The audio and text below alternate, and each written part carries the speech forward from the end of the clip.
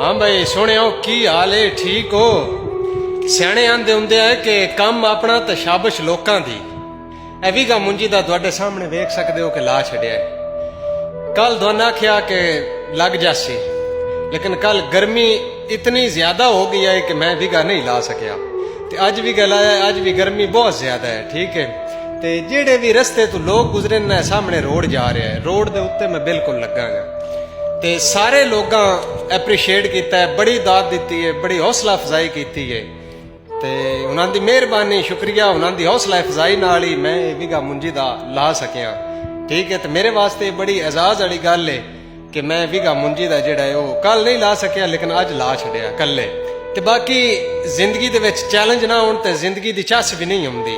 जितने चैलेंज होसन उतनी जिंदगी दी चस होसी, जितने टारगेट अचीव करसो उतना ज्यादा मजा ते सरूर ते सुकून होसी, ठीक है। मुश्किल वक्त तो घबराना नहीं चाहिए, मुश्किल वक्त का हमेशा डट के सामना करना चाहिए। मुश्किल वक्त जेड़ा है बहुत सारे लोगों की पहचान करवा देंदा है, ठीक है।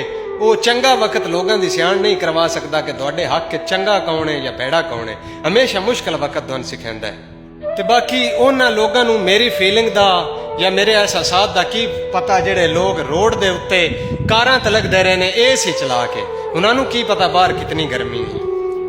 अगर किसी भरा नू लगदा होवे कि बड़ा काम सौखा है मुंजी लेना, ते वो एक बारी चेक कर सकता है, ट्राई कर सकता है, वो आजमा सकता है अपने आप नू।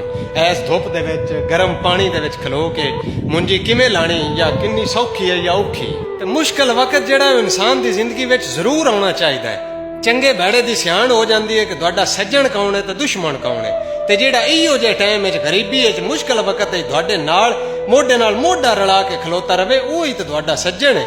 ते हमेशा वो सज्जन दी सियाण मुश्किल वक्त विच हुंदी है। बाकी जेड़े मुनाफिकीन तुहाडे नाल टुरे होए हुंदे ने हमेशा उदों मुश्किल वक्त छड़ जांदे ने। ते बाकी कोई गल किसी भरा नू मेरी भैड़ी लगी होवे ते मैं उनदी माफी चाहना।